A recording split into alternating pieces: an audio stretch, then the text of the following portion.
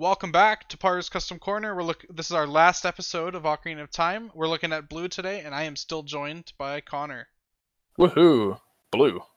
Alright, I'm gonna read this first card this time, because Sure. I love Sheik. We got Sheik, Mysterious Stranger. When this card is placed on stage from hand, or when this card attacks, choose one of your other Hyrule characters, and it gets plus 1000 for the turn. And then it is a true pay 1, clock 1, search Ricky for level 1 or lower characters.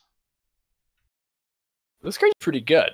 Yeah. This, because earlier you were saying, like, it's kind of just a vanilla Ricky, but this is, like, sometimes better than Chica, right? Yes, it Chica, is sometimes Chica better than reveals to Chica. give 2k, and this is still giving 2k. Mm-hmm. Now, Chica you could play and not attack with and still get the 2k. This you do have to attack with for the second 1k, but this is still really good at, like, making your stuff scale early game. So yeah, we like this. This is like a solid A card, I think. Yeah. Rickies are good. This is a sick card. Sheik is a sick card. Flavor. They're looking for you and they're powering you up. I don't see the problem here. Yeah, that's true. They are looking for you and they're powering you up. And balance, it's there. This profile exists a billion times over. Yeah, I just don't think it's various. Ricky. Yeah. Well, I mean, like, Ricky exists like a billion times over. Yeah. It has various random effects stapled onto it sometimes. Yeah. So yeah, good card. We like this. All right, next one's weird. Tell me what you think. All right, Zelda 7th Sage is 327k. If the Ricky is in your clock, this gets -1 level in your hand. On play from your hand, you can discard one, put the bottom card of your clock into your stock. All right, we're pretty standard so far. And on play, if you have 4 or more other Hyrule characters, choose a level 3 or lower character in your opponent's center stage and put it into their waiting room. That costs a lot of power. Holy moly. Yeah, I was actually talking with a few people about so where we thought that this was 10,595, so 2,500 power? Yes. How much does the, like, Sasha effect cost? Pretty little, right? Because Sasha is like it's mill top and send a level X or lower to waiting room. Yeah, so what is the level 3 on stage early play effect is like it's minus 500 and then gain soul. So either the pop or the gain soul effect is worth 1,000. Okay, it's probably the pop effect if I had to guess, because that is her, like, level 3 on play effect. So I was talking with, so then I think if that's the case, this card is maybe still too strong, because I was talking with Paddy Wagon about this, and he was telling me that he realized when level 3s get a subsidized effect, where one which effect is cheaper. It's heal to stock effect in this case. Yes, and then they have, they can have however many other effects stapled to them, but if they have other those level have 3 to have effects, their normal cost still attached to them. Exactly. Yeah. So it would be more than Sasha. Right. I think what he told me was that level 3 effects, when they are not subsidized, are worth 4 times how they're written on the card. So in this case, heal 1 is what? 500? Oh wait, 1,000. Heal 1's 1,000. Heal 1's 1,000? Yeah.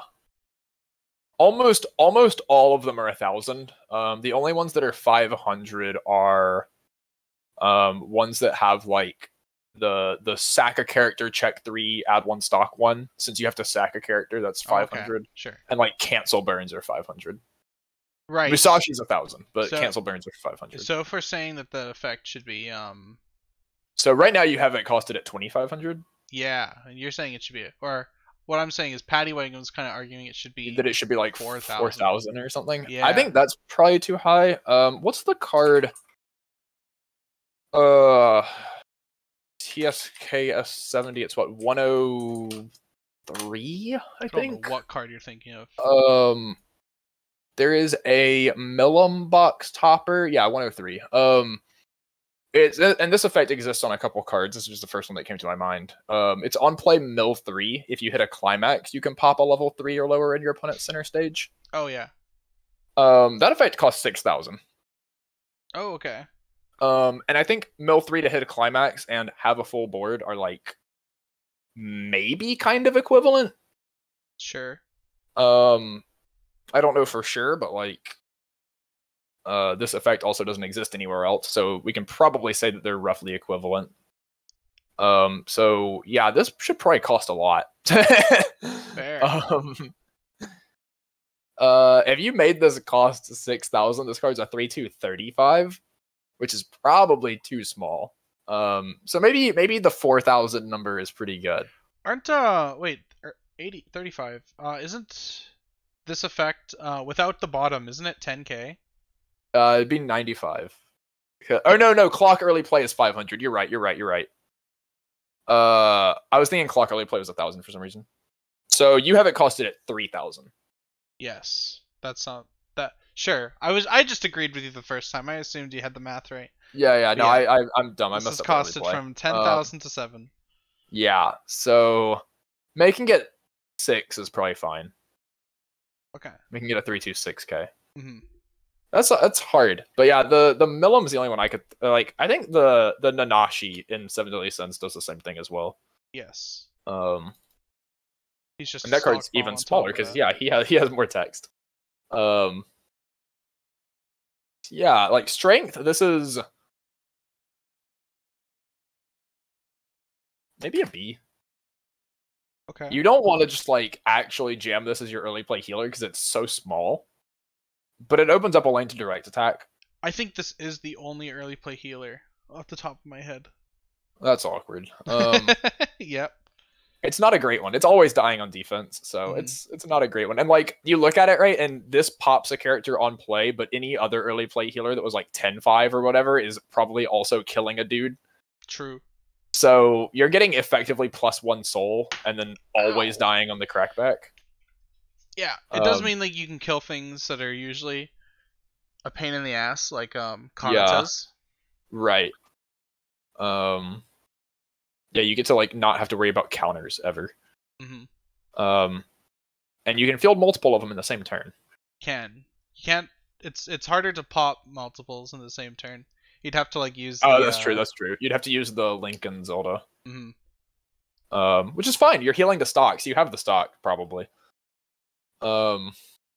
It's supposed to be she's blasting them with the light arrows. Yeah. It's good flavor. The light arrow. I think this balance is fine, right? Like it's a strong effect, but the card is so low on power that it balances it out just fine. Sure.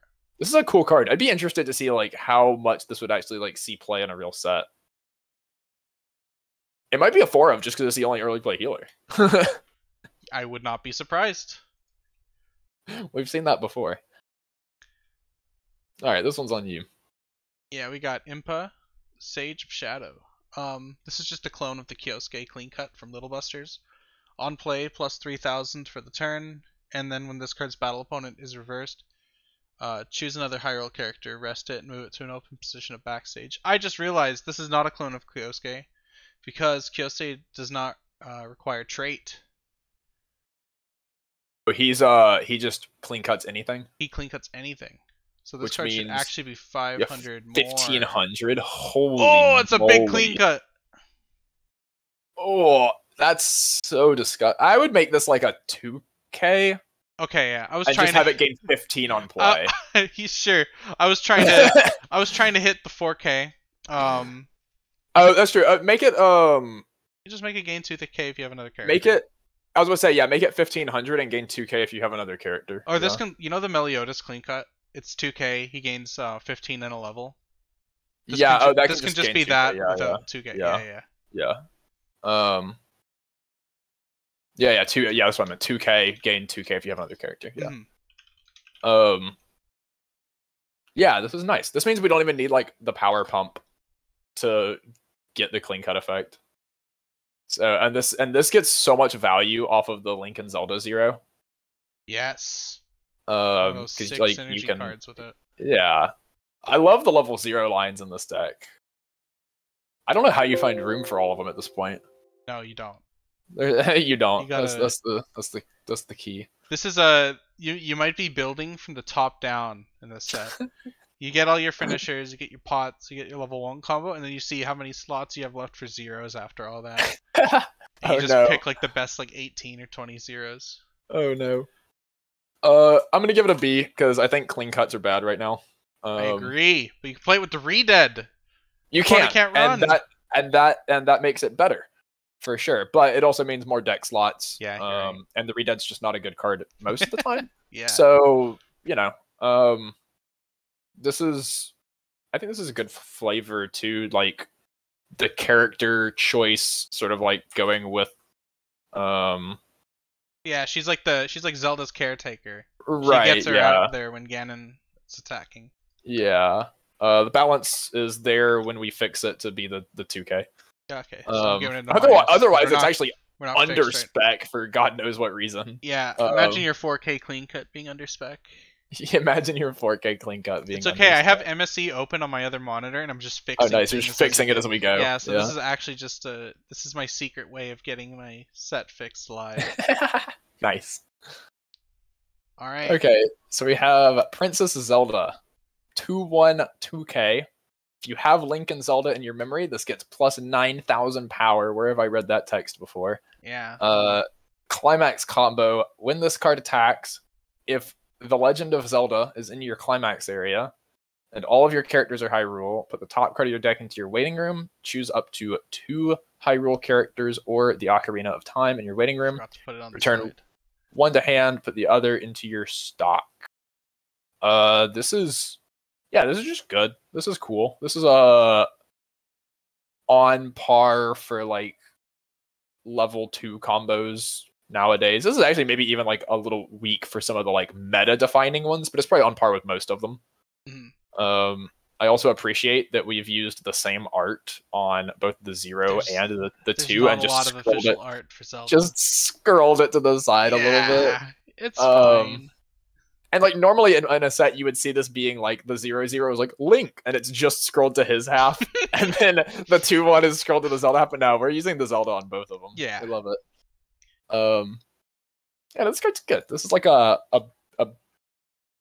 B plus probably, because I would play this combo. You could play 6 bag, 6 pool, 6 draw, or 6 pool 2 draw, and be be like all those guys playing their 6/2/2 decks or 4/2/2 if you could decks. Find like good enough level 1 bridge to like get you there, you might even not have to play a level 1 combo, and you can just play like this as your you can play you can play Link with the arrows, pay 1.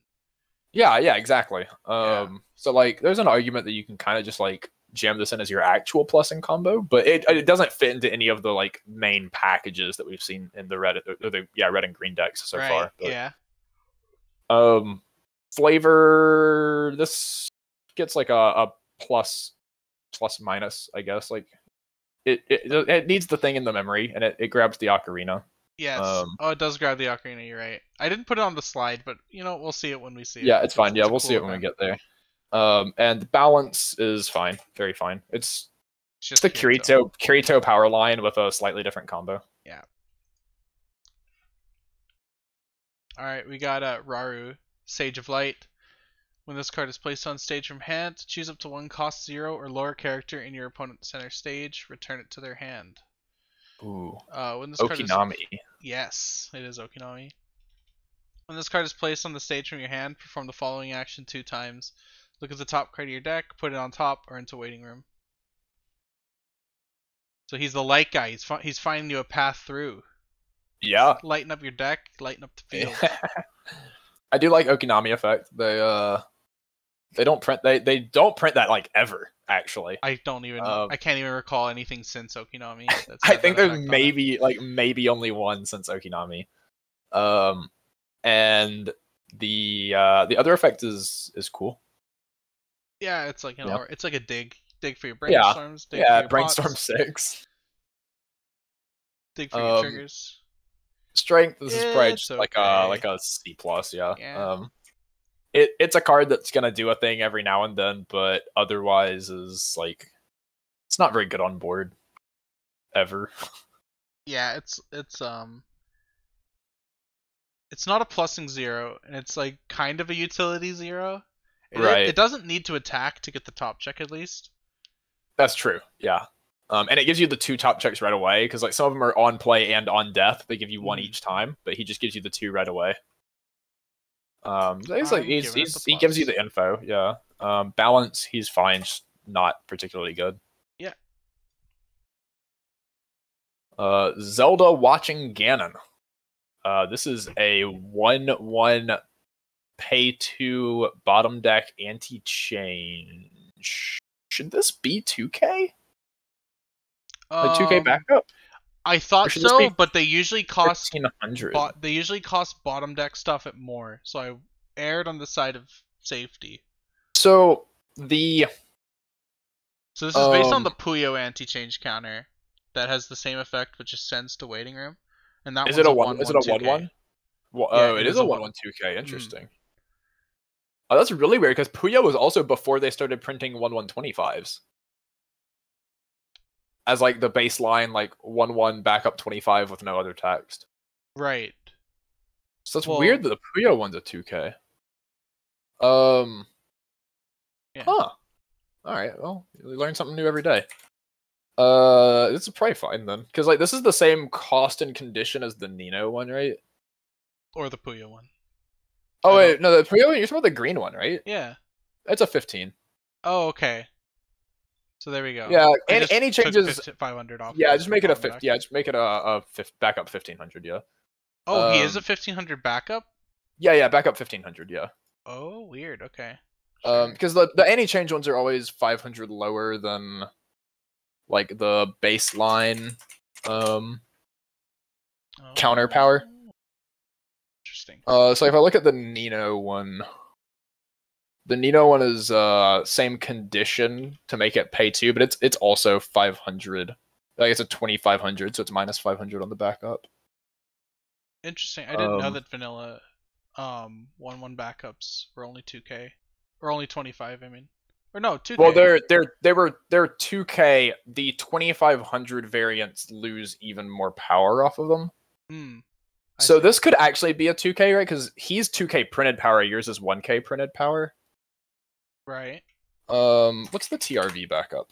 The trial. I have it in front of me right here. Hang on. Yeah, it's printed 1K. So. Yeah. And a normal 1/1 2K backup is printed. Doing science all at once. Printed 2K. So what is the actual like power difference between I think anti-change backup and a I think the only thing that needs to change is because yours sends to bottom of deck instead of waiting room. It might need to be printed power 500. Oh, I see. If yours said waiting room right now, it's actually fine. Okay. But I think maybe printed power 500 since it sends to bottom deck. Because normally the difference for bottom deck will just be like instead of discard 2 cards, it'll be discard 2 traded or something like that. Yeah. To make up for the difference. So yeah, strength. This card's like a I don't know. It's a good any change counter. Uses all your stock, which you which you're gonna have a bajillion of. Flavors like. She's watching the strong guy, making sure he doesn't get too out of control. Making sure he doesn't play a level 3 early. Yeah, exactly. Yeah, we'll fix it. But it's not that far off on the balance. It just caught me off guard with the backup 2000 because they didn't start printing the 2/1 or the 1/1 2500s that are just lower printed power until kind of recently. I didn't realize that was a new thing. Yeah. I thought 1/1 backups were just always 25. Yeah, no, because they were 1/1 printed 2K backup 2K, and then they started printing some that are printed 1K backup 25. But that was not until probably the last maybe 2 or 3 years. Yeah, just good card. Yeah, let's keep going. What do we got here? Whose card is this again? I don't even remember. This one's yours. Okay, we got Rudo, Recovering the Stone. When Lord Jabu Jabu is placed on your climax area from your hand, if you have 2 or more other high roll characters, put the top 3 cards deck into waiting room, choose a level X or lower character in your waiting room, return it to your hand. X is equal to the number of high roll characters put into your waiting room by this ability. So it's like it's like Operation Tornado on climax placement. Yeah. And then rest this card, give another high roll character 1500 power and the annoyed trait. Nice. All right. Yeah, it seems good. Question mark? I think it's fine. I don't think it fits into anything that we've seen though. I agree.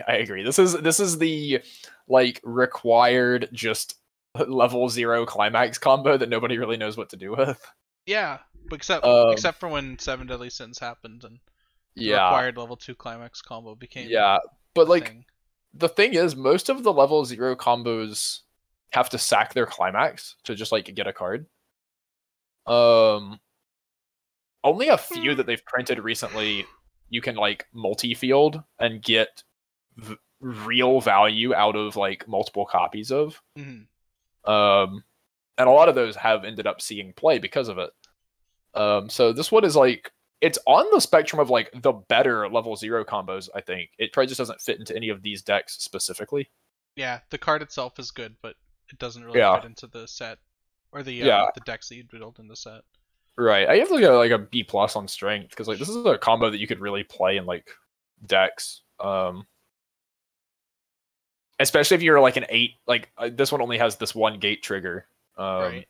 But if you had like an 8 gate deck with actual payoffs and you could use your gate triggers to like recur this every turn.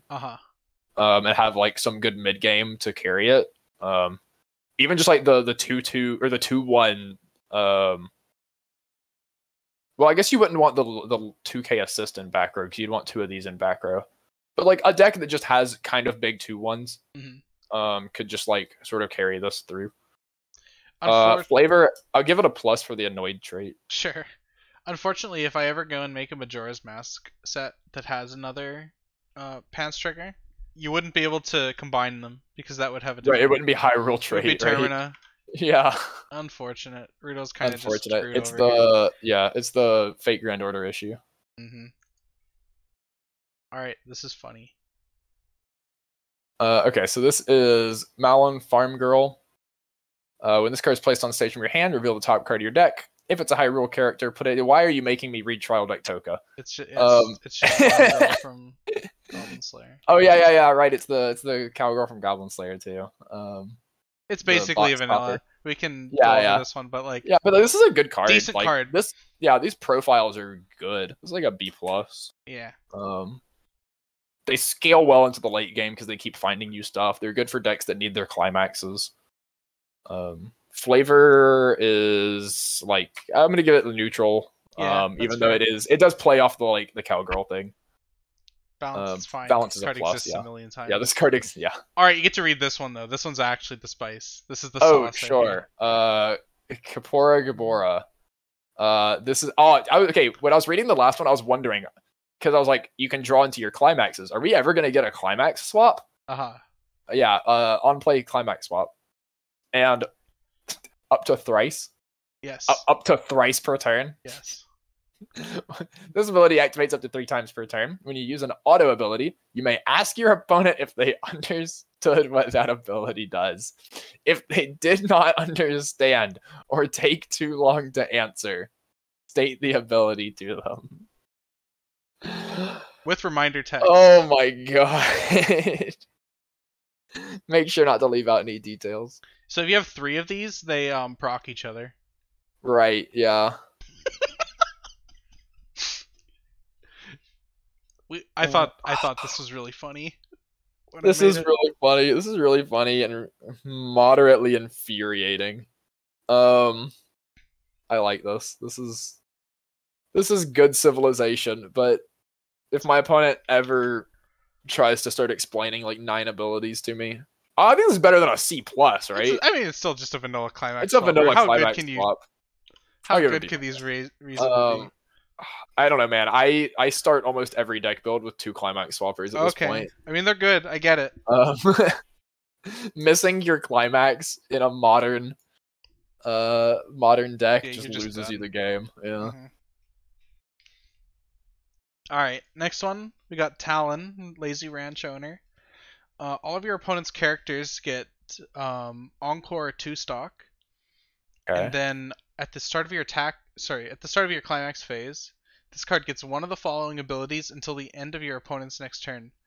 At the beginning of your opponent's attack phase, you may move this to an empty position in your center stage, or if you have 2 or less stock, this card gets plus 1500 power. So it's a runner or a 4K, Oh. depending on the matchup. What? Yeah, whether you tri-field it or not, right? Like Sure. you go first, you make this a runner. You go second and tri-field, you make it a. Well, I guess if you tri-field, yeah, you need a way to pay a stock, but yeah, no, it makes sense. Makes sense. Because you can also just like make it a 4K to kill like an Aqua or something. yeah. And then it probably lives anyway because nothing in that deck breaks 4K. This is a good card. This is like a quality plussing 0. I agree. I think this it's not overly pushed because you're not doing both at the same time, but it's good for sure. I definitely like made this card around the flavor and then realized afterwards, like, wait, this is kind of good. Yeah, this is just kind of good. So flavor's funny. He's either sleeping or he's like running to get back home. I see. Okay. Yeah, so he's either big and fat or he's doing the run. Yeah. Balance, I think this card's good. I think this is like a very realistic. I think in like a modern set, this is either a double rare or a rare. Sure. The first time they print it, and then maybe it goes down to like rare uncommon after that. But this is like a very realistic, like just plussing 0 profile. Sick. All right. Next we have Ruto, Sage of Water. This is a 1/1 3K with a Soul Trigger. When this card is placed on the stage from your hand, choose one of your opponent's characters, and it gets the following ability until the end of your opponent's next turn. It cannot move to another position of the stage. And this is an anti-change bottom deck bomb. I think this exists, but I don't remember what set it's in. I know that like Fate Stay Night has this on like a 2/1 anti-change clock bomb. Oh, okay. And I'm fairly sure it's probably been printed other places because like it's 2 effects that synergize pretty well together because you make sure their early play can't get away and you kill it. Yeah. But it's also just good into like standby decks because you can pop something they stand by to front row and also lock down something that they stand by to the back row. Yep. So this is a really good card in those matchups. And worst case scenario, every deck plays early plays, so you're still an anti-change bomb. So like you're never playing more than 2 of this probably, and a lot of times you're probably just playing 1, but it's still good. Adachi with upside.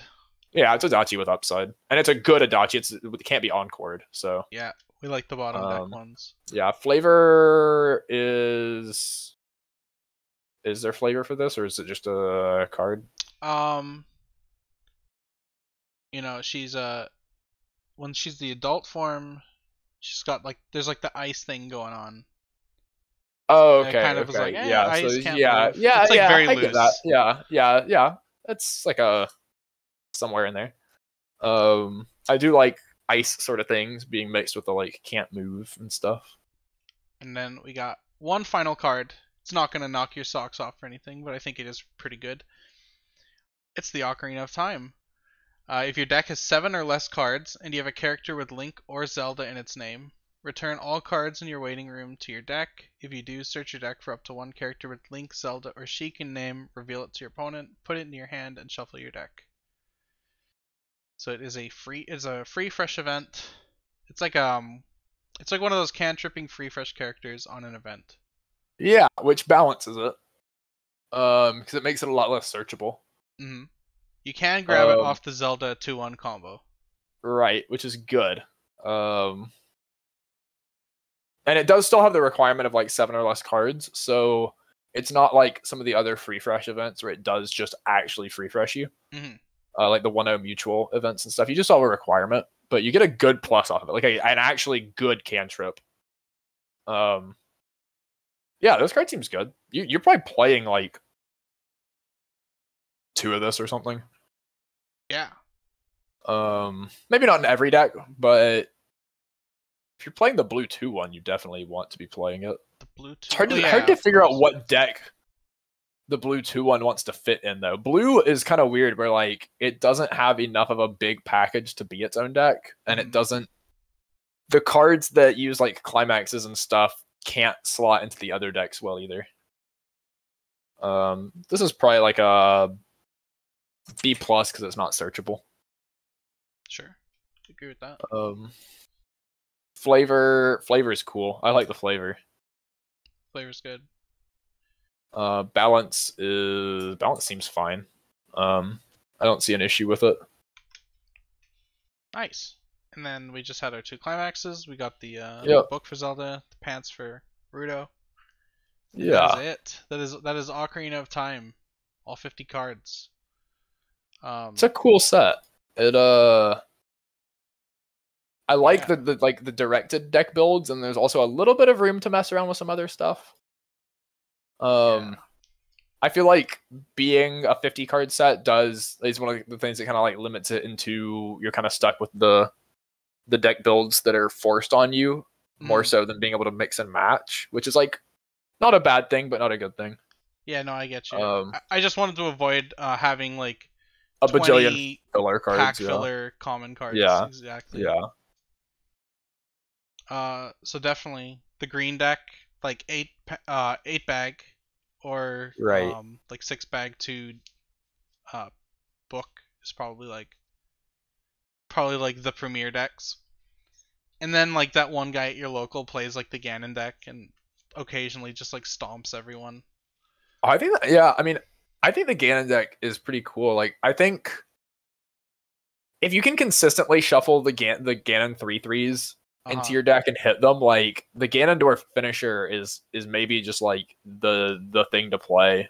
Like, I don't know. I think it's hard to say at a glance whether the red deck or the green deck becomes like the more played meta build. Well, the green deck can definitely like play into more things. The red deck is without splashing other colors, you basically have nothing to do at level 2. True, that's true. It does have a little bit of a lack of cards compared to the green deck.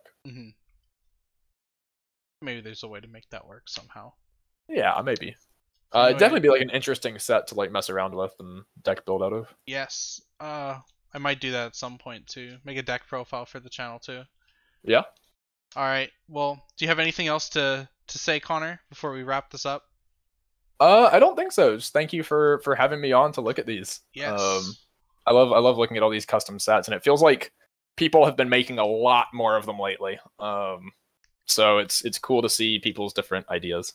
Yes. Thank you for joining me. And then as always, like, comment, subscribe.